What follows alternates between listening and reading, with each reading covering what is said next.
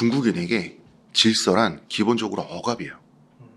그러니까 중국인은 질서를 이런 매너 지켜야 돼, 저거 지켜야 돼, 이거 지켜야 돼, 이거 억압이라고 생각해요. 왜냐하면 그럴 수밖에 없어요. 그런 정치적인 20세기를 보냈잖아요. 자, 문화 대혁명은 잘못됐어요. 그렇죠. 근데 문화 대혁명 잘못했다고 말할 수 있는 중국인은 없어요. 그거는 문화 대혁명 잘못됐어라고 하는 나의 생각이 옳기 때문이 아니죠. 그런 말을 하면 어디 가서 쥐도 새도 모르게 사라질 수도 있고 내 가족이 피해를 입을 수도 있고 그렇기 때문이죠. 그러니까 공안을 존중하는 이유가 뭐예요? 중국의 공안. 지금 뭐 공안이라는 단어도 중국에서도 경찰이라는 단어를 쓰지만 공안한테 개겼다가 길거리 한복판에서 죽기 직전까지 곤봉을 얻어맞을 수 있기 때문이에요. 자, 대약진 운동 잘못했죠. 대약진 운동으로 최대 5천만 명, 최소 3천만 명 이상의 중국인이 굶어 죽었어요. 모택동의 마오쩌둥의 고집 때문에. 그렇지만 마오쩌둥은 잘못한 사람이다라고 말할 수 있는 중국인은 없어요. 왜냐하면 중국의 공권력은 옳은 소리를 하더라도 어쨌든 당의 권위에 해가 되는 소리를 하는 사람들은 두들겨 팰 수 있기 때문이에요. 시진핑 독재하죠. 누가 시진핑 비판할 수 있어요? 공개적으로 중국에서. 천안문 사태에 대해서 중국인은 편안하게 말을 할 수 없죠. 중국은 정의가 승리하고 진실이 드러나는 게 아니라 공산당이라고 하는 무력을 지닌 수권 세력이 인민들을 탄압하고 인민들을 겁을 주고 협박을 하고 결국 인민들은 굴복하기로 합의를 본 그런 20세기, 21세기 역사를 살아오고 살고 있는 중국인들은 질서를 존경하지 않아요. 질서가 나를 찍어 누를 수 있기 때문에 존중하는 거예요. 근데 중국에서 길거리에서 바지 내리고 똥 싼다고 그런다고 공안에게 죽기 직전까지 두들겨 맞지 않아요. 곤봉에 두어 대 맞을 수는 있겠죠. 무슨 말인지 알겠죠. 그런데 시진핑 물러가라 플래카드를 들고 길거리 한복판을 예를 들어서 그 CCTV가 다 있거든요. 중국의 도시. 그러니까 30m 걸어간다고 생각해 보세요. 쥐도 새도 모르게 사라질 수 있는 거죠. 중국에서 질서란 그런 거예요. 중국의 왜곡된 20세기 현대 정치사가 중국인으로 하여금 질서를 존경하지 않고 존중하게만 만든 거예요. 한국에 와서 길거리에 똥 눈다고 해서 갑자기 한국 사람들이 어쩌지 못하잖아요. 왜냐하면 똥이 들어서 피하지 무서워서 피하는 게 아니잖아요. 아무도 자기한테 해를 끼칠 수 없는 거예요. 길거리에 한복판에서 똥 싸고 있는 사람을 어떻게 건드릴 수가 있어요. 그 깡표보다 솔직히 더 무섭잖아요. 네, 할 수 있으니까 하는 거예요. 그 전부예요. 근데 우리나라 사람들은 질서가 유의미하기 때문에 존중하려고 그래요. 그래서 질서를 도구화해요. 가령 우리나라 말에 세상에 사람 나고 범 났지 범 나고 사람 났냐 이런 말이 있죠. 그 질서, 그러니까 우리나라 사람들이 민주화 투쟁에서 성공을 할 때는 군사독재라고 하는 그 군사독재 환경도 질서죠. 그 질서가 정의에 어긋나잖아. 그래서 우리나라 사람들은 이승만도 하야를 시켰고 그 다음에 부마항쟁도 해서 어떻게 보면 박정희의 김재규에 의한 박정희 암살을 또 유도하기도 했죠. 순서를 이렇게 보면.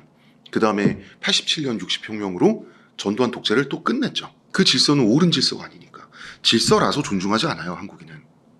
근데 그것도 결과적으로 우리나라가 민주화 투쟁에 성공했잖아요. 우리는 민주화에 성공했기 때문에 질서라는 이유만으로 질서를 존중하지 않는다라고 하는 습관이 든 거기도 하는 거예요. 역사적 경험이란 건 정말 중요해요. 근데 또 이런 거 있습니다. 한국 사람들 사람 나고 범 났지 범 나고 사람 났냐 이런 게 있기 때문에 우리나라 사람들은 법을 도구화해요. 법은 내가 지킬 가치가 있어야 돼요. 나한테 불편하더라도. 그리고 그 법이 나를 납득시키고 나에게 도움이 되면 더 좋죠. 그래서 우리나라는 헌법소원 1위예요. 내가 뭔가를 하고 싶어. 내가 동성동본 결혼하고 싶어. 내가 이걸 하고 싶은데 우리나라 법적으로 안 된대. 그러면 내가 누구한테 피해를 끼치려고 그런 것도 아니고 내가 행복을 정당하게 추구하려고 그러는데 헌법이 내 마음을 몰라줘? 그럼 이거 바꿔주세요. 헌법소원을 해요. 우리나라 사람들. 우리나라가 헌법소원 빈도가 세계 1위예요. 그만큼 법이 존재하더라도 법이기 때문에 지킨다가 아니라 법이 의미가 있고 나를 납득시킬 수 있어야 돼요. 이게 한국인이에요. 솔직히 한중일 중에 한국인이 제일 건전해요. 질서에 대해서. 중국은 질서가 나에게 힘을 행사할 수 있기 때문에 존중하는 거예요. 깡패를 무서워하는 것과 중국 사람들이 질서를 존중하는 것은 메커니즘이 같아요. 근데 제주도에서 아무리 쓰레기 버려도 누가 뭐라고 안 그러더라. 한국 경찰서에 우리나라 경찰이 쓰레기 버리고 이런 걸로 경찰서 데려가서 유치장에서 1박 2일 재 수도 없거니와 중국 사람이랑 말도 안 통하는데 그 과태료는 어떻게 뗄 거며 중국 사람들이 한두 명도 아니고 그러니까 이게 어찌 이거 뭐 어떻게 할 수가 없는 애매한 지금 그거잖아요. 그 제주도에 와서 함부로 행동해도 누구도 뭐라고 안 하더라. 직접적인 피해가 없더라. 그럼 마음대로 행동하는 거예요. 자기 때문에 중국인 그리고 중국에 대한 이미지가 매우 안 좋아지겠죠. 자기 사정이 아니잖아요. 중국에 옛말에 천하는 넓고 황제는 멀다라는 속담이 있었어요. 지금 천하는 넓고 공산당은 멀다라고 하거든요. 멀어요. 질서가 멀어요. 그래서 그 강력한 힘에 눈에 거슬리지 않는 옛날 말로 영린이라고 하죠. 영린을 하지 않는 한 내가 나의 행복, 나의 이익을 추구하면서 무엇이든 해도 되는 거 아니냐라고 하는 그런 것이 있어요.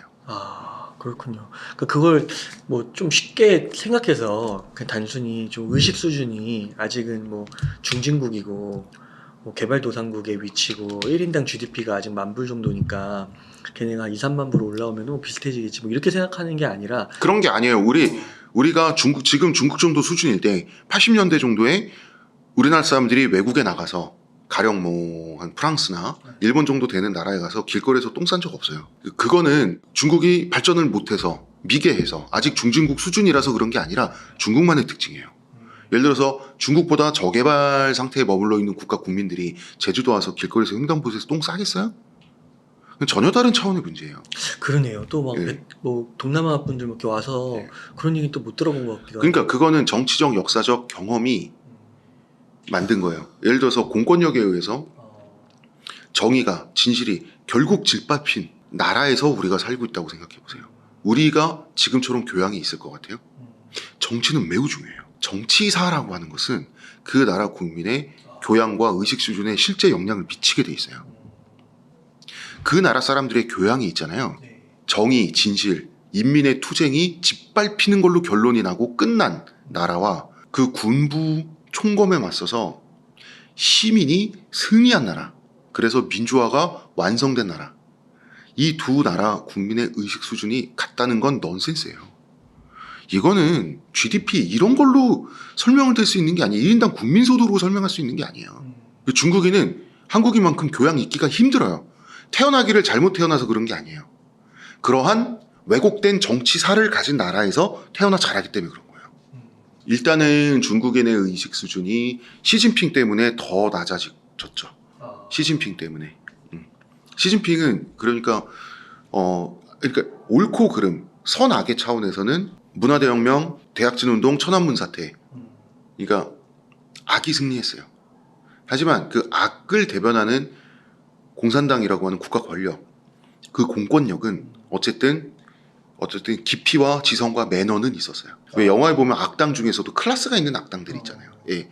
그런데 그것마저 굉장히 유치한 악당으로 시진핑을 만들어버렸죠. 얄팍하게 만들어버렸어요. 나만 종신 독재하면 돼. 나라에 어떻게 되든. 그러니까 진짜 시진핑 이전까지의 중국의 지도자들은 정말 국가의 백년대계를 실제 생각했어요. 자기가 물러나고 난 이후에 중국의 번영도 생각을 했었거든요. 시진핑은 자기 종신 독재만 생각해요. 자기 일신의 평생의 부와 권력과 14억 인민의 미래를 시진핑은 맞바꾼 사람이에요. 악당이 깊이도 없고 교양도 없고 애국심도 없으면 뭐가 되는 겁니까? 지금 중국처럼 되는 거죠. 지금 중국 미국에 두드려 맞으면서 경제 위기에 뭐다 그러는 이유가 지금 중국이 안 그래도 어렵지만 그 중국이 만약에 중국이 코브라라고 하면 미국의 고향이잖아요. 뱀이 물라 그래도 툭툭 쳐가지고 이게 고개를 못 쳐들게 막 미국에 꾸깃꾸깃 밟고 있잖아요. 미국은 10년, 20년도 중국을 더 짓밟을 생각인 거예요. 지금 확실히 짓밟자예요. 그렇기 때문에 저는 해리스가 대통령이 되길 원하는 거예요. 중국 짓밟을 때 완전히 짓밟혀야 돼요. 중국이 짓밟히는 과정에서 우리나라 힘들겠죠. 우리나라 중국에 물건 팔아야 되니까. 그러나 완전히 짓밟혀서 대가리가 깨진 목이 잘린 코브라가 되면 우리는 그 시체를 50년, 100년 뜯어먹으면서 할 수 있는 거예요. 우리는 옆에서 대기하고 있는 뭐 하이나라기보다는 조그만 뭐 독수리. 뭐 그런 거죠. 예. 독수리. 예. 대머리 독수리인 거죠. 예.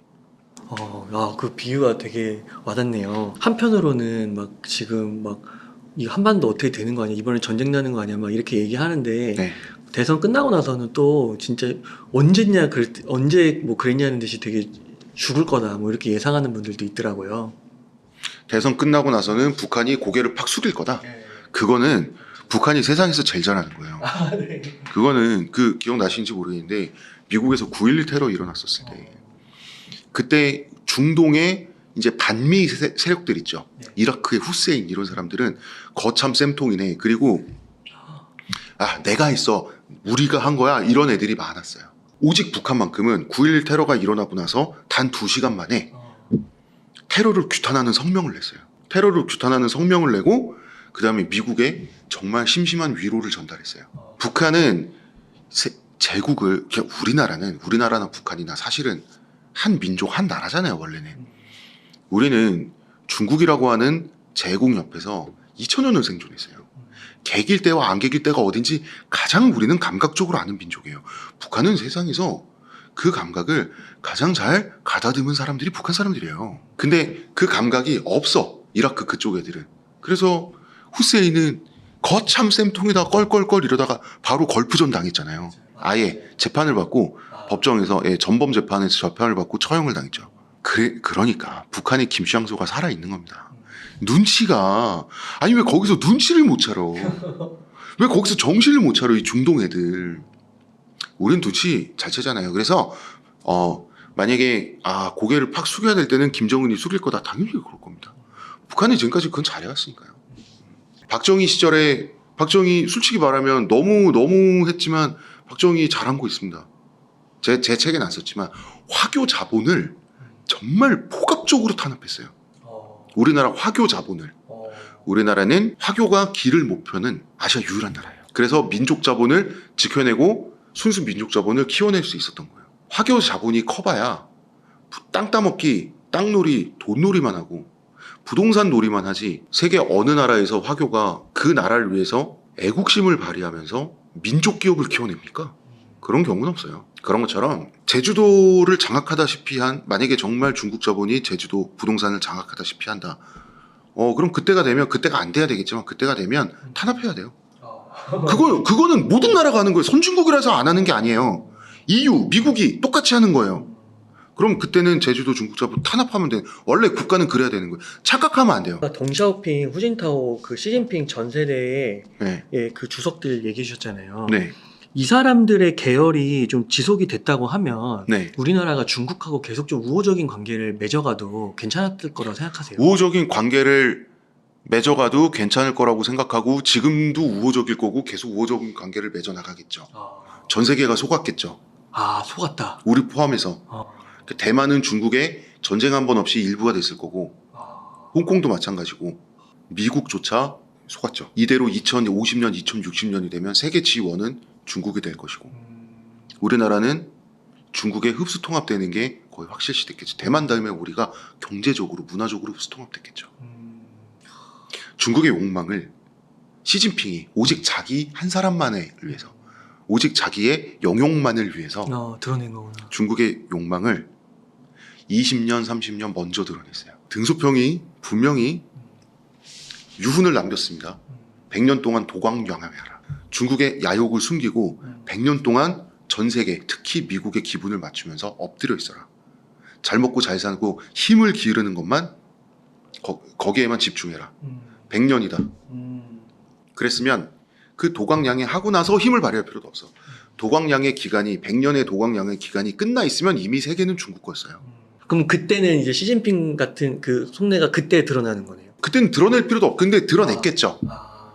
드러내면서 세계를 가혹하게 착취했겠죠. 중국의 욕망을 전랑 외교라고 하는 걸 통해서 중국의 욕망을 다 드러냈잖아요. 그때 가서 갑자기 낯빛을 바꾸고 중국이 당했던 거 아편전쟁부터 시작해서 서구 열강에 침탈을 당하고 중일전쟁 당하고 했던 거를 그대로 전 세계에 되돌려 주려고 했겠죠. 그리고 중국의 생각, 한국은 옛날에 우리의 식민지였잖아요. 식민지가 아니죠. 조공국이자 책봉국이었죠. 그거는 옛날에 동아시아의 전통적인 독립국 사이에서 하던 매너인데 그거를 중국 사람들은 어떻게 해석했냐면 어쨌든 형식적으로나마 조선은 청나라의 속국이었으니까 속국은 요즘 말로는 식민지야.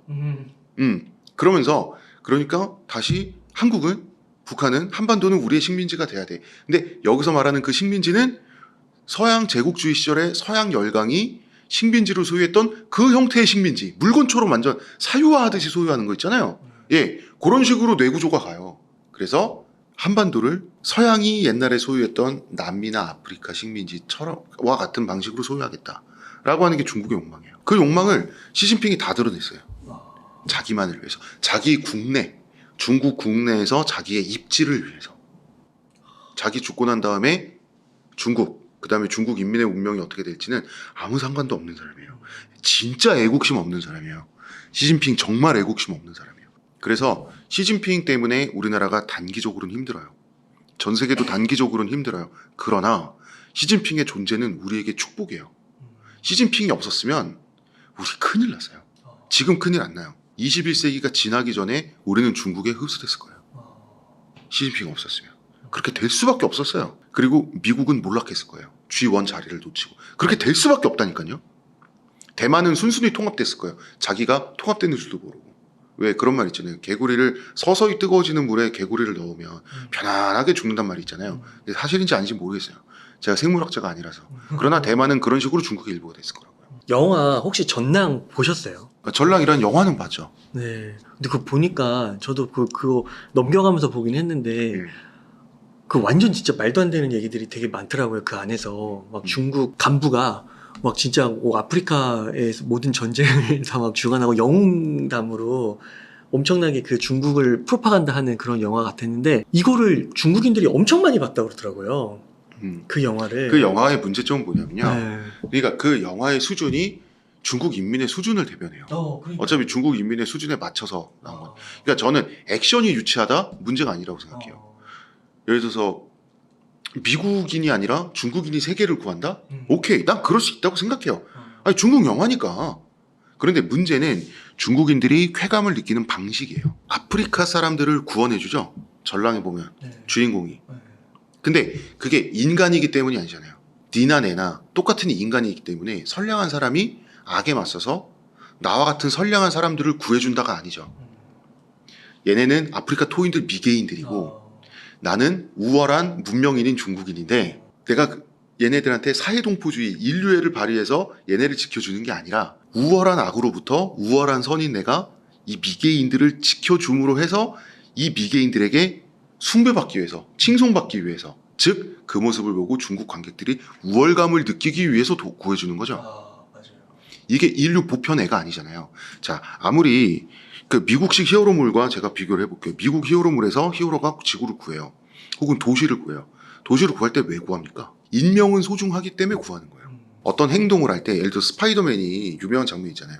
지하철 탈선을 막을 때 이러고 막잖아요. 그럴 때 뭡니까? 폼을 잡고 막지 않잖아요. 물론 아메리칸 히어로들, MCU 히어로들, 그러니까 착지 자세도 막 이렇게 정해져 있고, 하지만 결국은 너덜너덜해진다고요. 한 번은 시험을 거쳐요. 한 번은 위기를 거쳐요. 그러면서도 결국 사람들을 구해내죠. 목숨을 걸고. 왜 그래요? 인간성은 소중하기 때문이에요. 그런데 전랑에서 얘가 지구를 구할 때는 지구를 구하는 기본적인 동기가 뭐예요? 인명이 소중해서 사회동포주의, 단지 옳은 행동을 내가 해야만 하기 때문에 아니에요. 미국을 이기기 위해서요. 지구를 구한 게 지구를 구하기 경쟁, 지구 구하기 스포츠에서 미국을 제치고 먼저 라인을 통과하기 위해서요. 결승선을 통과하기 위해서요. 무슨 말인지 알겠죠? 네. 즉 중국의 우월함, 중국의 잘남에 중국 관객들이 열광하기 위해서, 중국의 잘남을 증명하기 위해서 사람들의 목숨도 미국도 지구도 필요한 거예요. 순서가 거꾸로죠. 그래서 우리는 전랑을 봤을 때 역겨운 거예요. 인도 영화 똑같이 어설프고 억지스러운 거 많아요. 하지만 인도 영화를 보면 왠지 재밌고 정감이 가요. 아무리 액션이 과장돼 있어도. 그죠? 근데 중국 전랑을 보면 역겨워요. 그거는 우리 착각하면 안 돼요. 전랑을 봤을 때 중국 니들이 세계를 구해? 미국이 아니라? 이거 아니, 중국도 세계 구할 수 있죠. 그래서 역겨운 게 아니에요. 액션씬이 너무 유치해서 역겨운 게 아니라니까요. 이게 그 내용이 다 어디선가 봤을 법한 내용을 다 이어붙인 클리셰 덩어리라서 역겨운 게 아니에요. 그 영화를 관통하는 중국인들의 욕망이 천박하기 때문에 역겨운 거예요. 제가 방금 설명한 것처럼. 그게 미국 히어로물과 다른 점이에요. 이해가 되셨죠? 예. 그 중국이 G1 국가가 되려고 하는 거는 네. 약간 뭐 DNA 같은 건가요? 그 역사적으로 봤을 때 뭐 흘러내려오는 그런 게 딱 몸에 배어 있는 건가요? 왜 G1이 그렇게 되려고 하고 에이, 중국은 세계 G1을 많이 해봤잖아요. 많이 해봐서 이미. 그럼요. 당나라 때 G1이었어요. 통일 중국 제국은 G1을 많이 해봤어요. 그리고 송나라 때는 이 집계 방식에 따라 다른데, 송나라 때는 군사력 G1은 세계 G1은 아니었다고 말할 수 있겠지만, 송나라 때 집계 방식에 따라서 통계에 따라 다르지만 전 세계 GDP의 절반이었다라고 하는 분석도 있어요. 지구의 절반의 부가 네. 송나라에 있었다. 예. 중국은 G1을 많이 봐요. 당연히 G1 중국의 입장에서는 G1을 성취하는 게 아니에요. 중국인의 입장에 G1을 복귀하는 거예요. 네. 그렇구나. 근데 그게 독재의 G1이냐 아니면 자유민주주의 체제의 G1이냐. 근데 우리나라 같은 입장에서는 어떻게 보면 이제 내 자신을 스스로 알면 우리는 G1이라는 건 없잖아요. 항상 G1 사이에서 중립 외교나 뭐 이런 식으로 해서 잘 그렇죠. G1과 G2 사이에. 사실 근데 우리나라 정치를 보면 되게 한심해 보이지만 우리가 아마 200~300년 후에는 역시 우리 조상님들이야. 역시 우리는 두 제국 사이에서 이렇게 기가 막히게 잘 먹고 잘 살았구나 라고 우리 세대 칭송할 거 왠지 아세요? 우리 정치적으로 군사적으로 미국이랑 혈맹을 유지하면서 중국에 막대한 물건을 팔아서 IMF 극복하고 선진국 됐어요. 그러니까 이 투 트랙 경제는 중국, 정치, 군사는 미국. 이 투 트랙이 300년 후에 후손들한테는 기가 막히게 보일 거예요. 근데 우리는 대통령과 여당만 보니까 우리나라 정치 제일 못하는 것 같지 그 밑에 물 밑에 있는 실무 관료들의 클래스는 우리가 생각을 안 하는 점이 있어요. 그 밑에 있는 실무 관료들의 클래스는 사실 세계적으로 되게 높은 편이에요. 근데 여당과 대통령만 보니까 우리는 복장이 터지는 거지. 예, 사실 그런 부분은 있어요. 예. 예, 물론 지금 대통령과 지금 여당은 그조차 이 실무 관료 지인조차 저는 다 도미노처럼 붕괴시키는 거 아닌가라고 하는 저의 뇌피셜적인 의심이 있습니다만 예, 여기선 좀 말을 아끼도록 하겠습니다. 근데 중국은 한족 문명의 생존 공간을 지켜야 돼라고 하는 그런 절박감은 없어요. 한족은 계속해서 팽창하고 있으니까 지금도. 한족은 2000년 동안 팽창해 오고 있어요. 한족 문명의 생존 공간도 2000년 동안 팽창해 오고 있어요. 그렇기 때문에 우리 생존 공간을 지켜야 돼라는 그런 식의 느낌은 없어요. 그거는 혈통 기반 민족만 가질 수 있는 사고방식인데 한족 문명은 혈통 기반이 아니잖아요. 하지만 어떤 욕망을 갖고 있다? 계속해서 팽창되어야 하는 본능을 갖고 있다. 그렇기 때문에 대만 다음의 목표는 한반도라고 하는 거예요. 아, 그렇군요. 이 부분이 다릅니다. 그 한국인의 탄생 3장을 보면 네. 전쟁은 산성이다 이런 말 나오고 또 중국은 지옥이다 이런 표현이 나오는데 네. 이게 아까 말씀해주신 그 한족의 팽창주의를 막아준 게 바로 그렇죠. 우리는 산성으로서 그걸 막은 거예요. 산성으로 막은 네. 거죠. 그럼요. 바로 그겁니다. 그게 지리적으로 방어를 하는 데 있어서 산성 구조가 유리했다 이런 건가요? 그럼요. 우리는 산성 방어 체계를 가질 수밖에 없는 지형이었고요. 우리나라의 인구는 중국의 인구에 비해서 언제나 몇십 분의 1이었기 때문에 우리는 최대한 덜 죽고 상대는 많이 죽이면서 효과적으로 수성을 했어야 됐어요. 그러면서 산성 방어 체계로 결국 정립이 된 거죠. 이 체계는 결국 뭐 누가 정립했겠어요? 고구려가 정립한 체계예요.